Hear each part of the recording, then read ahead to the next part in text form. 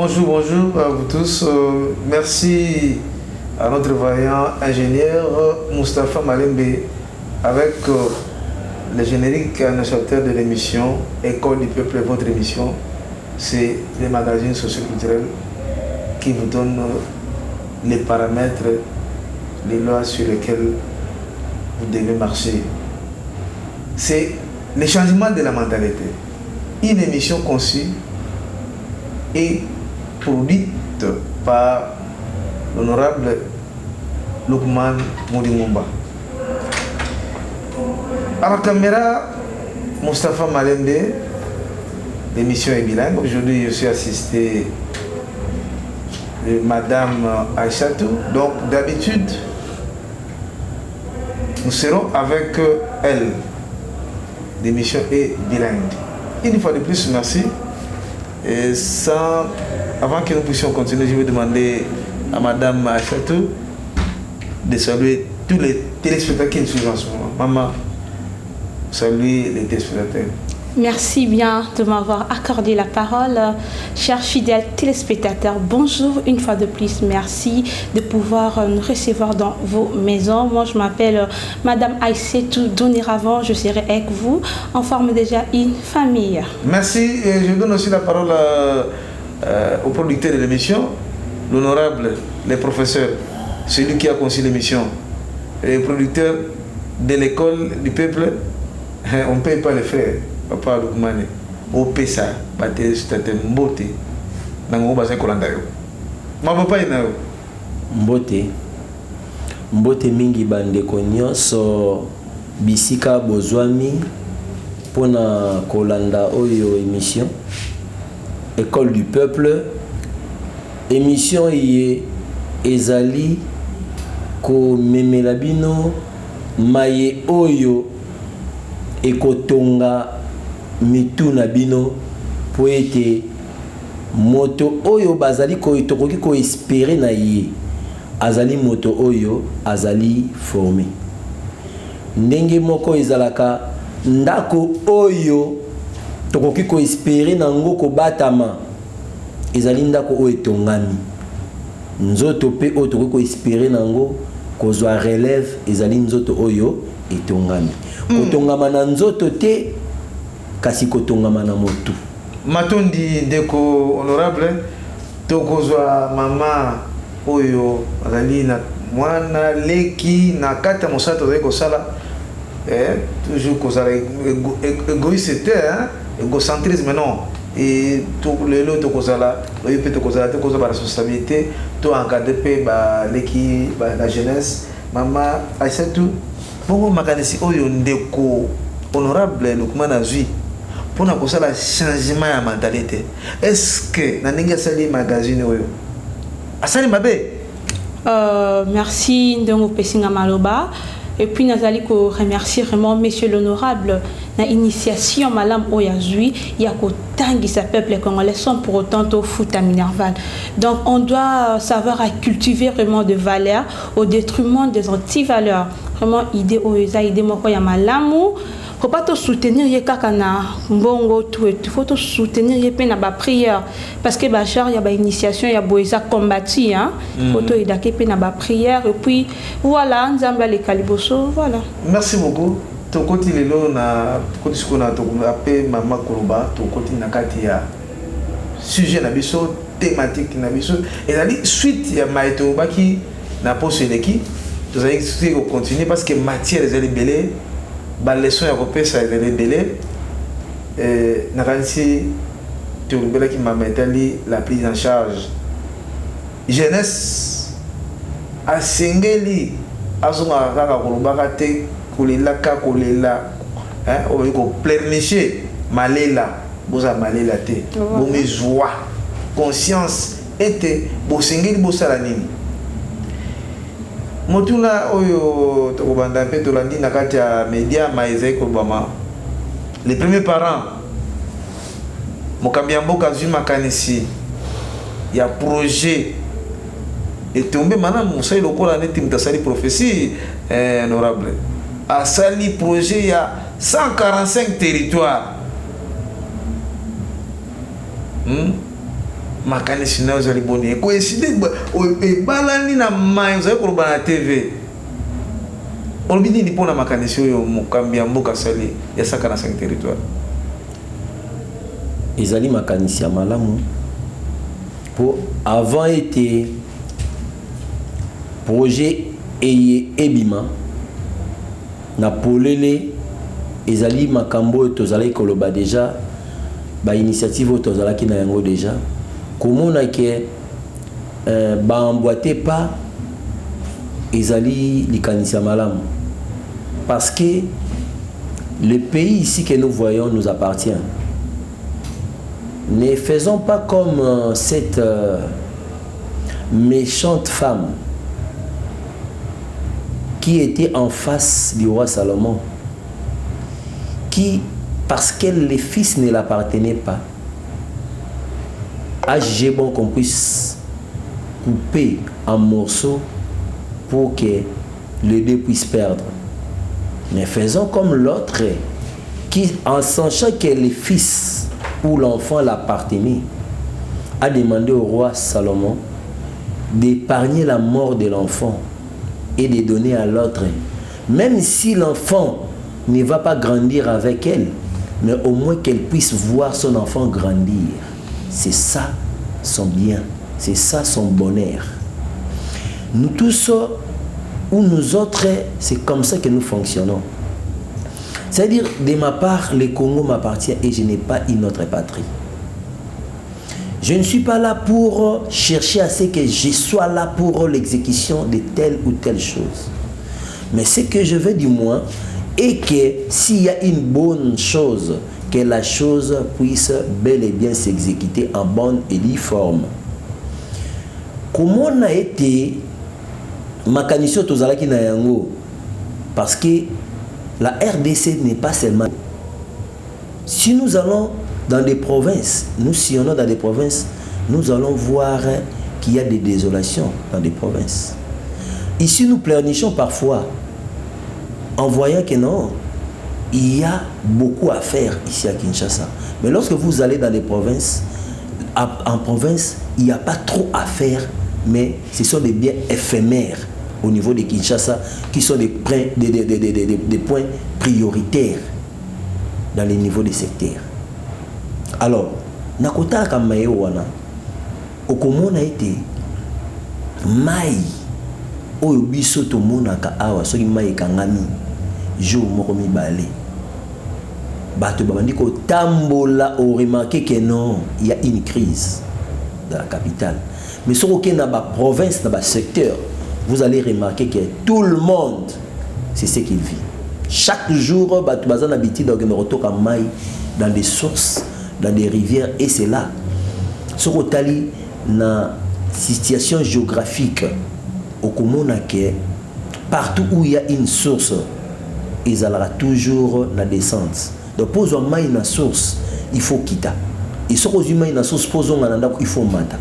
C'est les batouana basala ka trajet en ngomba ko quitter pe ko mata ngomba na maï na motu pour na ko kende ko luka survie ya première nécessité aux maï. Tandis que ba maï oyo bana na biso tamusu awa ba sokola ka bazo sopa yango ndenge balingi. Mais bande ko mosusu pour bazwa ka maï wana basala ka ba exercice o ya makasi.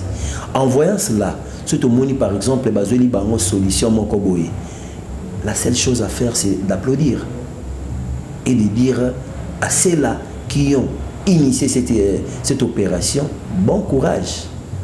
Mais, excusez-moi de dire mais parce que Batumusus Balobi, lorsque tu dis mais c'est comme si tout ce que tu avais dit avant, et ça dit mais, comme vous venez de dire maman, je ne dis pas mais pour dire mais je dis mais la plus bonne chose est comment est-ce que ça sera exécuté et comment est-ce que les suivants procéderont. Ndenge nini eko sala mela. IGF ezali. Yango wana. Ndenge nini eko sala mela et puis ndenge nini eko landa mela. Naboyi koloba makambo ya IGF tonini. IGF c'est une bonne chose. Mais dans les mêmes pays qu'il y a IGF, il y a autour de Belanga qu'il y a des vols. IGF azalaka mais bato mosusu soki alingi atia motu atiaka motu IGF azalaka kaka na IGF oyo azali na Kisasa IGF azali mais na même ville où eza IGF il y a des détournements ceux qui ont des détournements c'est pourquoi kasi bakanga ba dans la prison ceux bakanga ba na prison c'est que détournements ezalaka. Alors moi je ne veux pas que tout comme un niveau il y a arrestation. Moi je veux que tout comme un niveau il y a conscience. C'est-à-dire lorsqu'il y a un fonds alloué à quelque chose, tout ça là yango pour les locaux. J'aimerais encore bien na yoka ke batu balia ki na kopwana. Ça me fait du bien. Ah, mbongo ngo bimaki 1 million de dollars. Moi batu balia ki moi 100 000 Moussa les salinini et salamaki na tindi batute. Mais au moins si vous faites ça, on a un plus grave.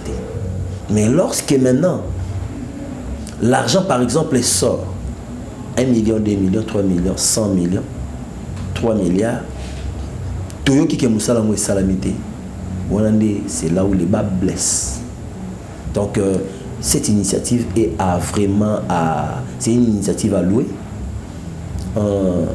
Mais dans toute chose, comme dit-on les Français, c'est la fin qui justifie les moyens. Ok, merci Matundi de Honorable. Avant que tu continues, tous maman achète un téléphone, un message, ou va te continuer. Après ça, yo motuna mokomi balemisa to trois peut-être oui maman c'est tout. Merci na ndengo pesinga maloba. Je tiens à vous signaler que le numéro Nabiso est déjà opérationnel. Ce que l'on a posé pour Tinda message, Tinda s'il te plaît bobengate parce que tous les contrats boy bana ko Tinda ba message. Moi namboka mituna yebina kokota awa na moni ba Tindi message depuis Bandal. Ndeko atindi na tout n'est pas na yo parce que bianondeze ayo mituna ezali ya biso. En fait mboka na biso pourquoi ils ont marché? De quoi soulever moi exemple par rapport à la compréhension naïe alors parce que spiritualité na biso ils a combattu. Donc nous avons plusieurs églises au sein de notre pays d'où tout ce qui est donc on a plusieurs églises dans notre pays d'où spiritualité na biso ils a assisté la laïcité est l'une il y a raison de ça la kimboka na biso et qui est campé en arrière. Je ne sais pas par rapport à la préoccupation déco réponse nos amis par rapport à la spiritualité parce qu'on dit spiritualité de ça la kake mutu a la bonne santé mutu a s'épanouir. Dans la spiritualité en beau cannabis dans unité. C'est pour cela on voit le résultat aux alampé autres à candidater. On fait tout. Oui, merci. Maman n'a pas complété la fois passée. C'est la même question. Question de quoi on a tenu. Na émission on a pas qui boué.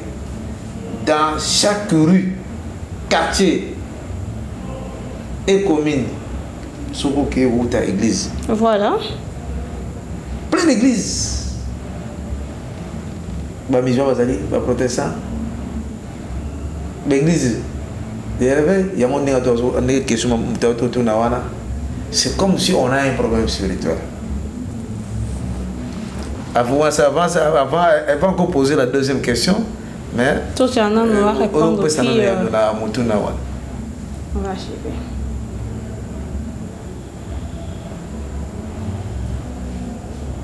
Merci. Spiritualité. Spirits. Spiritualité.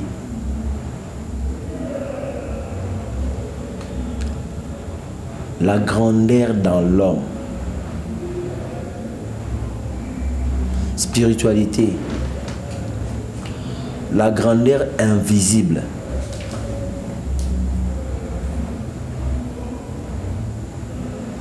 Spiritualité. La grandeur apaisante. Spiritualité. la grandeur intérieure de l'homme. La grandeur intérieure de l'homme. Nous parlons de la prise en charge consistante. Pour parler aussi de la spiritualité, il faut que l'intérieur soit abondant.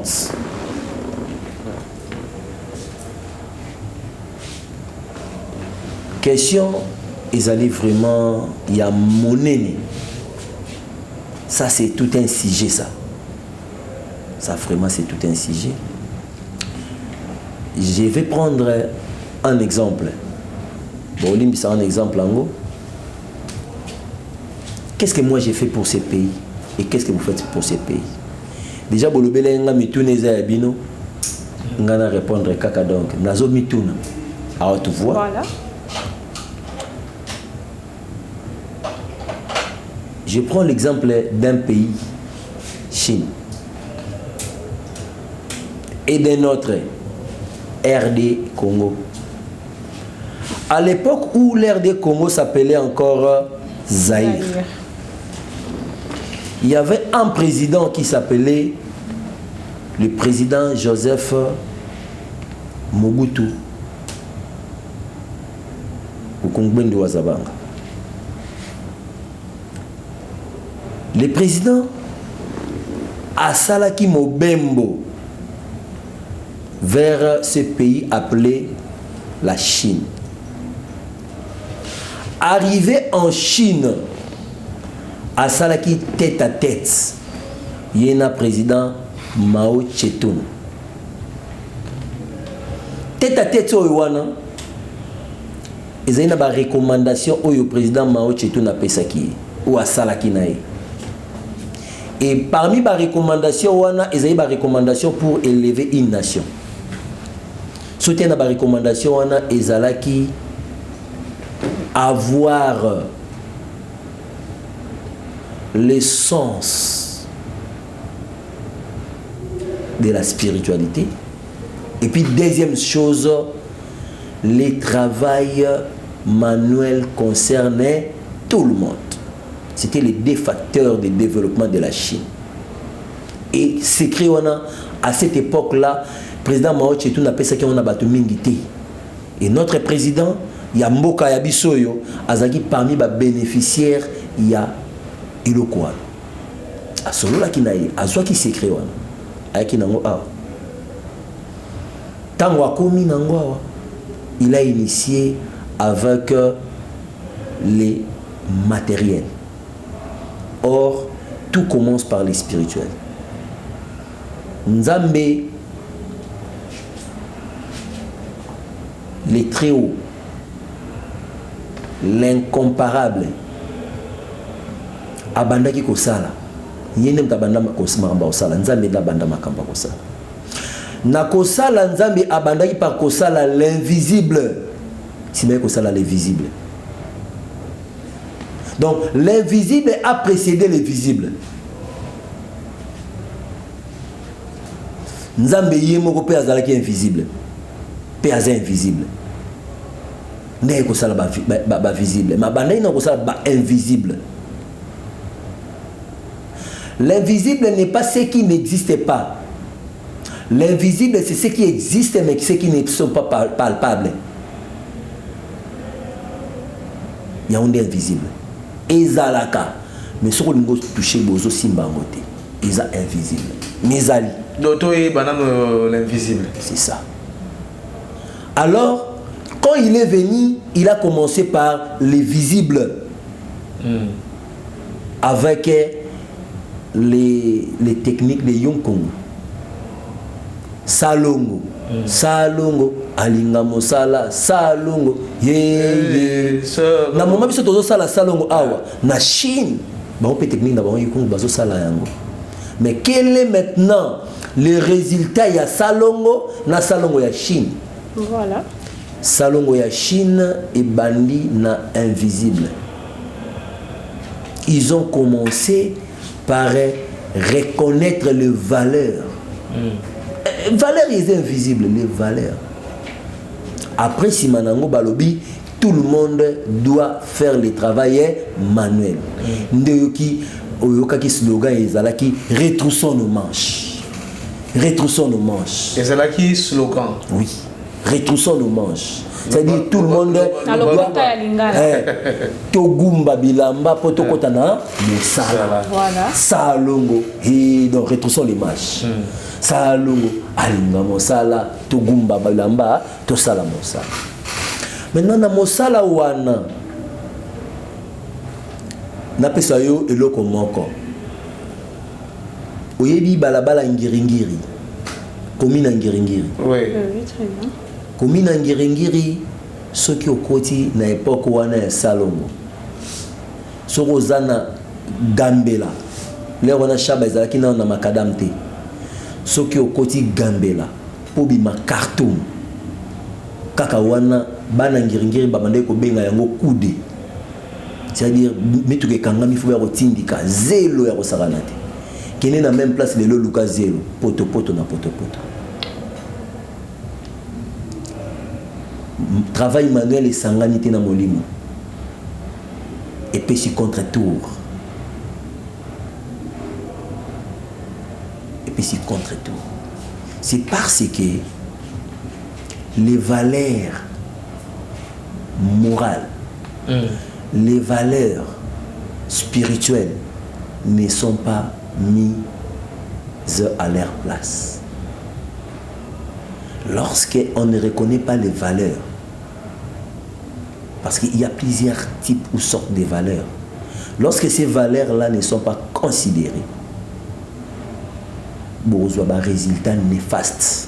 Sikoyo, mon amboka, remettre Sikoyo Zani. Tozo ko détruire mission na biso, hôtel Motuna va te souper après si on peut ça pas déconorable. Voilà, mi ba message zo continuer na kokota. Motuna ya mi balé tuna mi bongo na mwana mboka Rachel Kasongo. Aza ko accuser ba diaspora de tout le monde. Alobi ba intellectuel bangoni ba yé vraiment ko baby ça de plus en plus mboka. Comment je m'explique, voilà. Intellectualisme na bango oleba tiango en œuvre pombo kekende liboso au cas contraire bazo tiango ne po baeba na ko baby samboka ko piller mboka et que siège encore bae diaspora bazali banda comme si bao bazana katamboka bazo aider mboka en rien.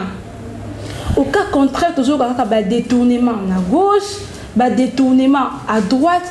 Mais non mboka na biso esengeli batalo lengeni ni bazala à la hauteur pombo kaikende liboso bo baza ko yiba ba pesi yango ba mascara ba faute de temps ba baloli yango na lopoto détournement.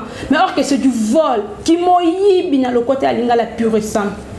Mais non biso moko ba yimboka toza ko boma mboka pour que mboka oyo notre Congo, notre beau pays et qu'il y ait à l'avant. Il faut quel genre de personnes to tcha à la hauteur ou ba ko aider biso. Je voudrais ajouter un plus, madame. Voilà. Bon, un déconorable. Même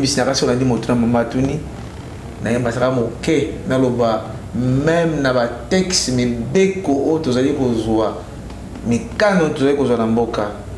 les mêmes textes conçus par les intellectuels congolais. Mais même les intellectuels, ils ont marché, ils ont piétiné, mais ils ont donc on appuie ma maman autour de bawa mais bien que tu as pour na intérêt X tout ça dit qu'on pour na mboka ma papa na merci na ko répondre mais na ina zo éclaircissement au lobby ba diaspora na ba obaza sur place à Wassos tout ba intellectuel voilà et tous les deux vous accusez les diasporas ou les intellectuels parce que n'angita on nous répondre dans apprécier s'il vous plaît biso tozo accuser ce sont les messages qu'on nous a envoyés bateau bateau message bateau accuser ba diaspora ou ba parce que ba diaspora ngo tant que na mayele oya bon bazo tient en place, vous parlez des diaspora ou vous parlez des intellectuels. Parce que pour moi, diaspora et intellectuel, c'est des choses différentes. Oui. Diaspora n'est pas synonyme de l'intellectualisme. S'il vous plaît, honorable, s'il vous plaît, on parle des intellectuels. On va voter dans la diaspora. Ok, merci. Nous avons des intellectuels formés sur place, vous savez, à l'époque de la Deuxième République. Au tout cas, il y a Chine, non? Dans Mobutu. Mobutu travaille avec combien de professeurs? Des gens bourrés de diplômes. Qu'est-ce qu'ils ont donné? Si aujourd'hui, nous sommes dans cette situation, qu'est-ce qu'ils ont foutu? Qu'est-ce qu'ils ont fait? On parle des intellectuels formés à la diaspora et ceux qui sont aussi formés sur place ici. C'est ça. Ok. Je vais vous répondre. Naïbi Bavia Batunyo sauté. Mais je vais vous donner ensemble que nous fassions un simple exercice. Ça va? Diaspora de Libanda Mboka. Les gens fuient. Bato bakima kamboka oyo, soi-disant bomengoza Libanda. Tu es dit, tu fais dans le Congo. Bomengoza Libanda, il faut que na Libanda pour na base ou bomengo. Il y a un débat qui m'a ramboka. Le col a likanisi za bongo qu'il faut pas qu'il m'emboka pour la base ou bomengo. Il y a des gens qui vendent les parcelles de la famille pour bakende Libanda yamboka. Et ça na bato mosusu oyo bakei na ndenge na bango moko bafuti biye bake poto akasali ba économie pour kende ofanda na poto. Et ça na mutu mosusu batindi na famille akende kotanga to ofanda na poto. Mais na luzwi kawana te nazo zwa ka moko mosusu pona na chité na oyo mosusu pe lisusu. Je prends l'exemple, est-ce que vous savez bien que chaque année ou chaque période, depuis longtemps, il y avait des bourses d'études et il y a des bourses d'études où il y a Kapo Badbag de Rotang à Libanda Mboka, n'est-ce pas? Lorsque Batouana Bazouaka bourse, vous savez d'abord une chose. Chaque bourse d'études, avant Mbappé Sango Moutou Mbappé Saka test. Et na test Mbappé Saka, ce sont les meilleurs. Na test Wanande ba bénéfice à la bourse. Admettons, bourse est pour que par exemple dans Mboka Songolo Pakala. Ba repé ça test, par exemple les 5 premiers, ba on est ba reçoit bourse. Et puis, par exemple, on a pris exemple en Mboka Moko. France, Belgique, Allemagne, Japon, comme ça. Alors, Tomitou nanan ne bandeli. Na ba bourse wana. Bateau bakenda kana compte à bourse X Songol, Y. Bateau wana, bazalaka ba meilleur ya ba test wana bourse. Admettons que ceux qui bourse par exemple. Moutoumoko accueilli dans la bourse pour Azali par exemple à passer dans le test. N'habitez pas passer dans le test, admettons. C'est Moutoumoko à se retrouver par exemple dans Mboko Wana. Est-ce que l'intention est Zaki pour qu'il ne compte pas? Arrivé là-bas, il ne va pas étudier. Est-ce que tous nos amis, tous nos camarades, tous nos frères qui sont en Europe, en Angola, au Gabon, en Tunisie, place bazar batanga.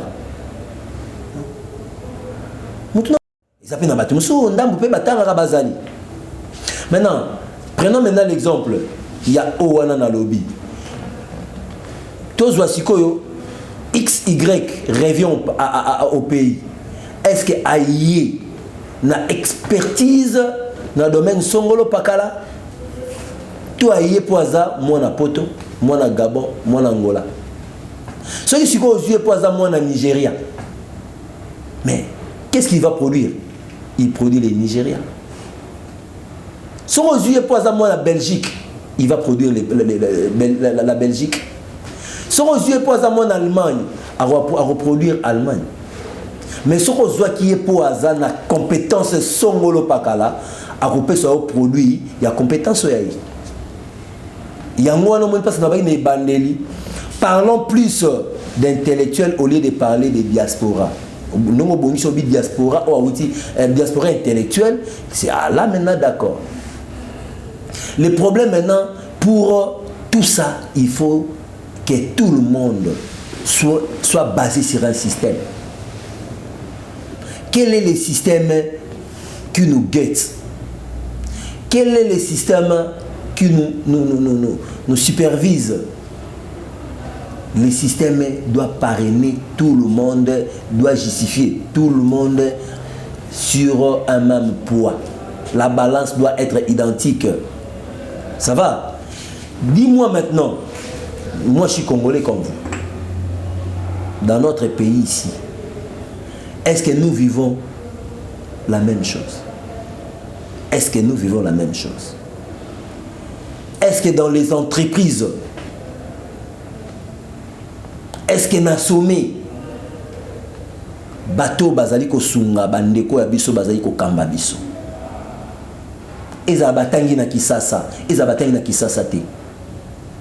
To bandana nous na niveau ya compétence, il y a compétence te. To bandana niveau à titre. Est-ce qu'il y a des titres? Ce qui te l'ont jusqu'au il y a des titres. Est-ce qu'au-dessus, au-delà de ces titres, il y a des compétences? Ah, c'est ça le problème. Ce qui s'ikoyo, je suis conscient moi qu'autour de moi il n'y a pas de compétences. Je garde les incompétents. Alors, quelle est ma place? Quelle est mon intention? Quelle est mon intention? De sauver le pays ou de noyer le pays? Ce qui ont intention de sauver le pays, au début que Moutouana Azana Makoki a Kosalate, comment sauver le pays naï? Parce que la plus belle femme du monde ne donne que ce qu'elle a. Écoutez, nous ne pouvions pas démérer dans cette gestion-là de garnir les bureaux. Non, c'est une gestion malade. On prend les belles femmes là, qui sont là pour garnir les bureaux. Ça c'est de l'incompétence pire et simple. Et puis, on prend des hommes qui sont là et qui, après, ils sont assis autour des champagnes qu'on sort, tout va bien, non? L'enfant de mon frère, etc. Ok, merci. Oui, Moutoune Zali Bandeko, Boukoui Banako Limbisa, parce que TV Zali vraiment Likambo Yangonga, Nako Kakotanga, tout le message T, Toko Zoraka quelques-unes et puis Toko Kenyan Nasuka émission. Voilà, dossier Matadikibala. En fait, j'en profite pour cette belle occasion et pour présenter mes condoléances le plus attristées à la famille qui n'a causé touché, soit choqué na accident ou les kanakina Matadikibala. Monsieur l'honorable, conseil nous au gouvernement, au na moi namboka o azali ko gérer et combat ya Matadikibala par rapport à accident oyo et bakina ko kwela bayi mboko batekaka na wenza Matadikibala. Combien de personnes Bakoufaki? Ce que nous avons suivi, c'est plus de 25 personnes. Plus de 25 personnes. Ouais. Natip, combien de Bakoufaki? C'est difficile de voir. Il y a beaucoup de gens, des milliers de gens. 25 milliers. Quel est le résultat de Tipka? Bituna izalinde biso. Yo, on répondre yo comment on c'est la biso bituna na liboso boy na caméra. Voilà. Ça veut dire que, excusez-moi les termes, moi je suis pas facile à prendre à pied levé. Ça veut dire qu'on peut poser n'importe quelle question, mais je pars pas à pied levé. Il y a un moment nazongisima. Au poser une question, nous répondre à la question posée à maman. Il y a qui toko d'ailleurs, mais na mizongisima. Nous parlons aujourd'hui des Matadikibala. Nous les Congolais, notre mal c'est quoi? Nous sommes prompts à oublier. Et puis nous nous fions à des rumeurs. Il y a des gens qui sont des diables, mais anges, qui aiment vilipender les autres. Non. Moi, je n'aime pas pleurnicher, car on m'a appris. Ce que moi, je pleurnicher trop. L'andai malam, les Congolais, nous sommes nous-mêmes source des problèmes. Niaon mouy na zongi na lobby type K. Combien de familles ont perdu des gens là-bas? Type K ezalaki dei ya Kisasa Mobimba. C'est plus que Matadi Kibala. Matadi Kibala ezali Singapour. Mais type K ezalaki et donc basé écrasé na se ba mesa. Na ba client. Et puis c'est un moment où ils tondi. Na ba vendeur, na ba acheteur, ba perdre ba vie. Mais dans le moment où tu vas perdre ta vie dans type K, quel est le résultat aujourd'hui? Dans la même place où tu vas te karaté, bien sûr qu'il n'y a pas de table ou des étalages. Je me suis accidé comme ça, m'a sauté. Même chose dans Matadi Kibala. Le problème, il faut tout ça, tous à la bateau, il y a aussi là pour prévenir. Parce que même dans le français, mieux vaut prévenir que guérir. Tozawana kaka pona koyeba ko réprimander. Mais ba précaution. On doit commencer par prévenir. Avant Matadi Kibala, combien de fois même avant événement tragique les biso on a toujours les regretter biso nyonso. Je profite aussi de l'occasion pour souhaiter une fois de plus les condoléances les plus attristées à toute la communauté quinoise, particulièrement aux familles frappées par cet événement. Ça fait mal au cœur. Que Bofandi Boé, Moutoumora Bélité, Yépé Moutamusa Sungara famille, Balamora Bimaki Boazongi Boé Azati. Tala et Taoba Obatikali Batikali Namo. Bano ya lesaka a foutu la classe. Mais ça le quoi ngane na bini boy pour na zongité. Ça fait mal. Obélité le côté ba ebi okoza malamu. Moi musu parle ba papa, maman, sombelanga bombolé roya. Ba c'est que papa na bino za na morgue, maman na bino za na morgue pour na nini singa courant ebetaki. Ta on a le bibo na kanisi. Bisanga, je souhaite paix à l'âme de messieurs de CT Ousmane Kosamuka. Ok.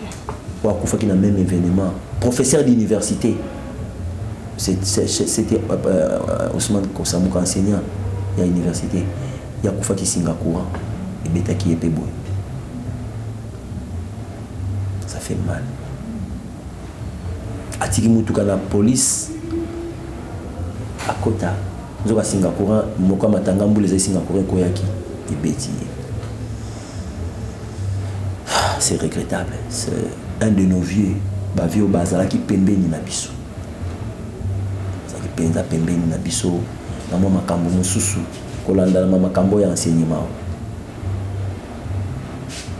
Alors, Lelo oyo ba famille est perdu ou ba famille est perdu ba famille na kolela.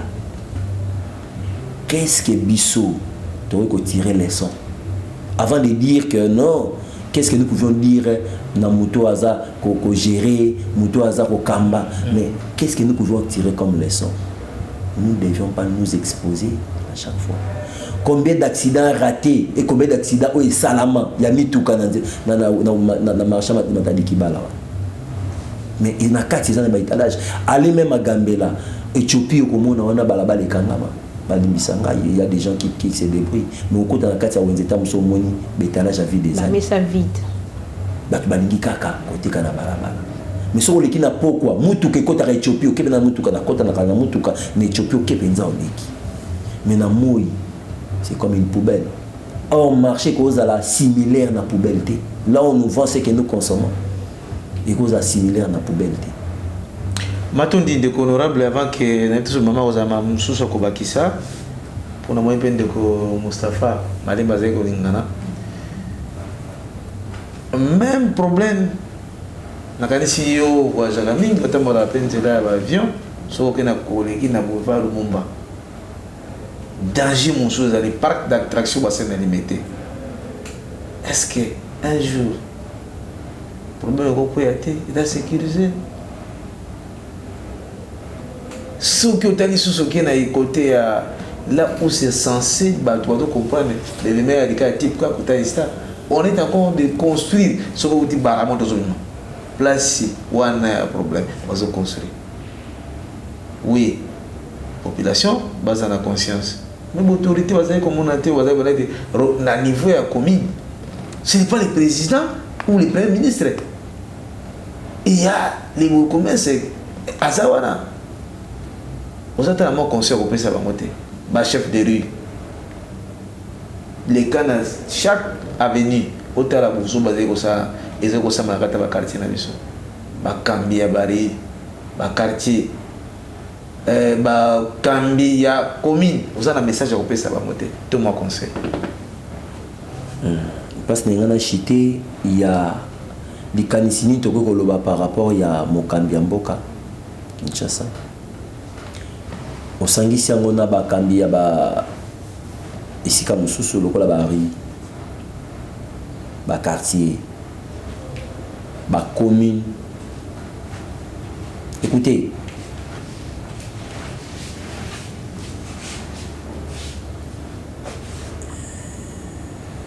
Nous sommes dans la démocratie.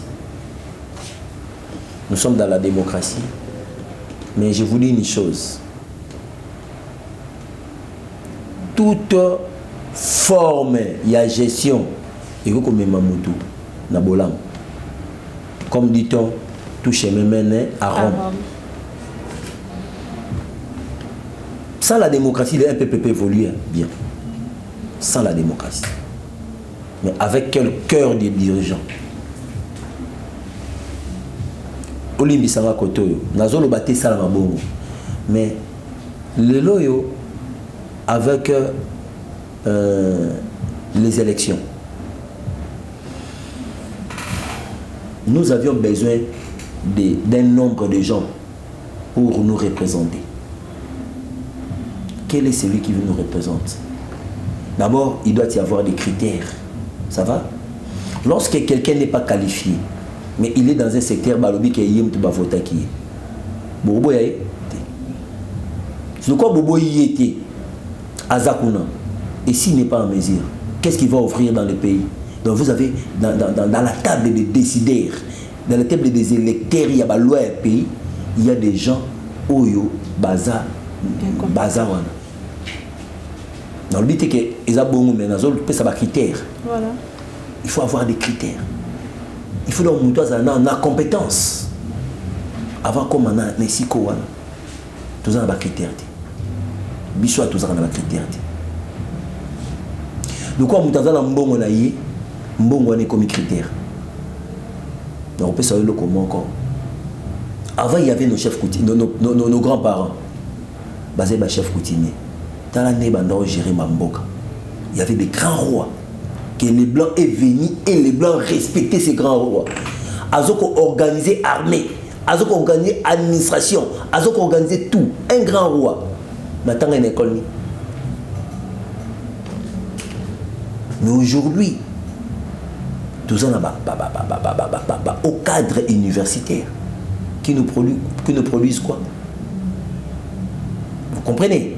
Donc pour dire que na owana moto esengeli ayeba nanu eloko ni bonja sala kaza na motema ya ko produire eloko ya malamu wana eza primo. Sikoyo, je vais vous dire une chose.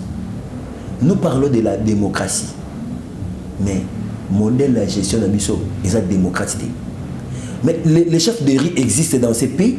Qu'est-ce qu'ils font? Est-ce que même il y a l'autonomie de gestion au niveau communal? Non. Au niveau municipal, non. Maboulou et Boukanaka Awa, au moins dans les bosso ya commune, Maboulou. Le chef municipal n'est même pas en mesure de traiter ces problèmes. Ça doit provenir de loin. Ça, c'est la démocratie. Tu vas ta mamie dans terme. Tu vas ta mamie dans terme. Mais terme, est-ce qu'ils ont une application? Normalement, dans un pays, un grand pays qui se respecte comme le nôtre, na niveau ba quartier, et bon qui ba chef ya ba rue, ba nano ko s'organiser. Ah donc makambo azili ko zoa charge ya famille et ya quartier. Chef Harry. Au moment on appelle chef à commune, akoyeba ko sala pe o eza musala na e, mais le loyo ba chef à la municipalité na biso. Est-ce que aza yebisanga commune ni chef à commune aza capable même ba mabulu esalamaka na boyi kotanga ba commune okuma na liboso commune okudi mabulu mais chef à commune akota pe mutu kané pe kota kané de ndondo et c'est pas son problème, c'est un problème il y a hiérarchie yebisanga sikoyo et sikoyo na moto abato sala il faut pour moto sala il faut ba passer pouvoir soit meki a du problème na songolo a du problème na pakala moto pour sala il faut repasser ça y est pouvoir donc ceux qui va passer battre pouvoir na réussi après si man battre wana tu peux pas critiquer bango tu peux évaluer bango mais lorsque tu limiter battre pouvoir moins tu juger bango pe cause la té matoni deko mungu kusanya watu za moya ya fin na tuna moto ya moke est-ce que vous allez consulter na makanisi kitoko za nango est-ce que vous allez consulter na bato za na pouvoir bon nazala ba consulter d'une manière indirecte pas bato baza na pouvoir na kolobango te une fois na kanisi ta monsieur zakika na bureau et serva na likanisi moko et outaki même na sommet il y a une année ou 2 ans passés likanisi outa na sommet que besoin de kambuter les arts j'ai été le concepteur na katia machine nanga projet wanezali avec douleur au cœur ce projet a été arrêté. Pourquoi? Parce que il y a eu mécontentement et un frère. Et mécontentement na ezagi pour nani parce que amona qui présence c'est un de komosus. Abi comment moto ya yi awa ya ko ya awate. Bien sûr que ndeko na agena ke loko mote na projet. Mais parce que déjà na niveau na bango kuna place bazwa maki. Na sommet bayoka na raté. Ninga mona ki mutu wana allez. Niet. Alors le col en gamutu. Alors on a bloqué les marches. A fini bouton. C'est arrêté et jusqu'aujourd'hui les projets se trouvent, les canevas se trouvent dans ma machine. Or ce sont des histoires qui pouvaient. Et puis les chefs à Senga Kelokoana abandé causé la yango. Mais j'ai entendu malheureusement. Je n'en regrette pas parce que bola moezaka kapi en mboka c'est mboka zo ke liboso to sepela mais souci ezaka ya rotala ke même chose oyo biso to tiakita musu makanisi na koma komona c'était un projet global na koma komona babiteli ya projet o muke kozala exécuter na moni kamumu mwa babimisi na ngambo tel hôtel ça c'est la chose que biso tozaki to développer qui na eloko na biso c'est ça mais excusez-moi terme na ko se taper trop torsté c'est pas bon merci mais na rolobake au mona tango bat basali yango au moni que comité ndebokanisa la kiango c'est-à-dire les concepteurs restent les concepteurs voilà kolobol merci basali yango zo taper mais le komi boy basala ngo te basala ngo boy basuki na po ba yebité et bon ba kende na ngondengeni merci moi mbote na bato ça c'est une perte pour les pays quand vous salez le comment baisser les pays qui perdent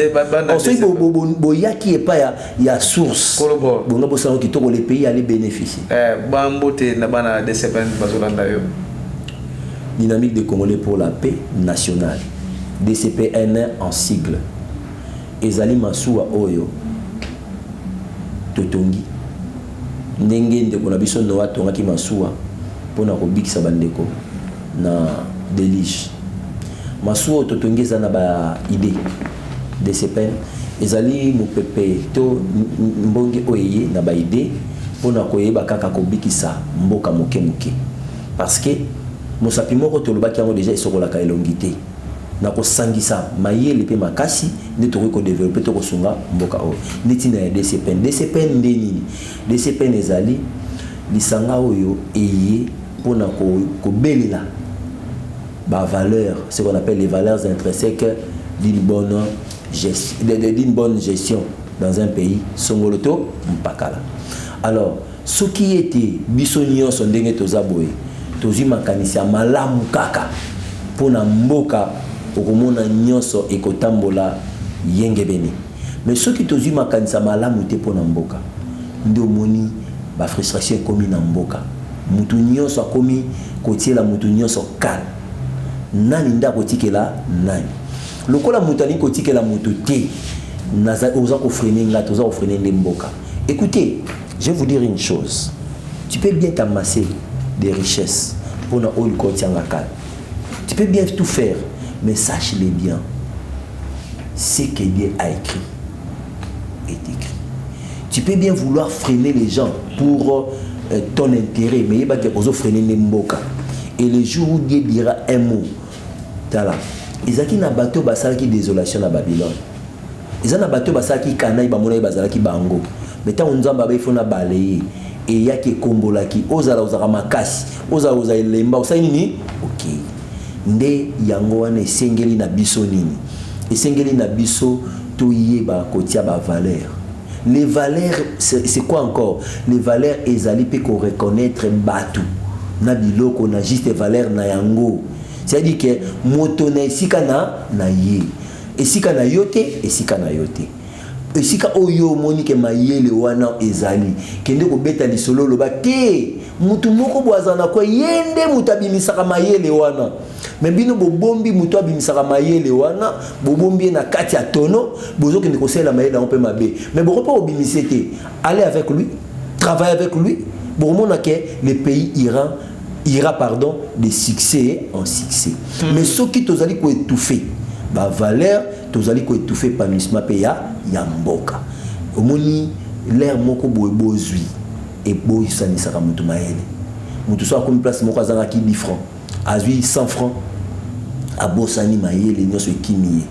Alors na kosenga na bandeko nanga tozonga na mayele po mayele ezali loko oyo etongaka motu toyoka soni te po ete na soni tokotonga mboka te na soni tokoboma mboka place oyo monyo yebite ndima moto ayebi mutu wana akosunga yo kosungo ya kosunga yo ekosunga nini mboka metango yo yebite onika o se prévaloir na ba insuffisance ya yo mboka ndezali ko perdre mboka ndezali ko kene na perte or perte ya mboka ezali perte même ya bano yo tozali ko bota parce que ceux qui bano tozali ko bota to kotikela bango ni to kotikela ba mbongo te po ba osela ngo eloko te mais faut to tikela bango mboka ya kitoko attention to tikela bango mbongo te ba ko profiter po mboka za raja kitoko nakanisi na ndenge wande oza malamu mingi bombango mot de la fin avant tout le bas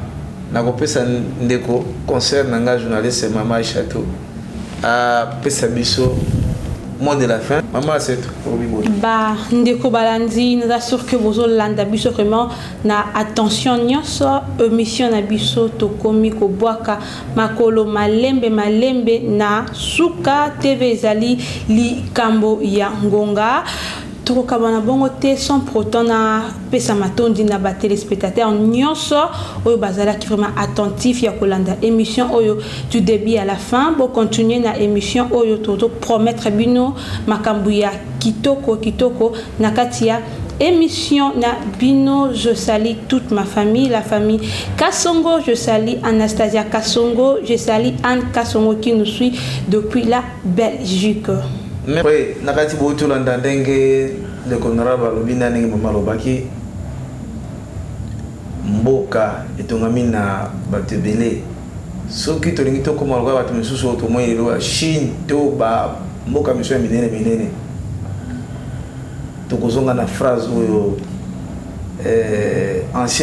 ancien président américain Jimmy Carter lobaki pourquoi pas les meilleurs soki to za kati na bango faut que bato wana baza malamu ba banda kwa kitoko bazali na vie ya malamu bo biso te pona nini tokozala kola bango mais tosengeli toza na conscience totonga ndako oyo lokola fourmière tonga ndako na bengi na lokota banoko la fourmilière basanganaka esika moko nde bakotonga ndako wana tosengeli tosangana ba agent de l'état oya ba service ya ba différents ministères kaka botika ba mawi makambo za iko sala bo aider ministre X bo aider ba fraude fiscale c'est des binon bo za iko sala ngote mbongo ko kota lelo na budget mboka ba kuzo ko luba o budget salaire sina mbongo wana ti to changer bizali malamu te. Merci, à la prochaine occasion.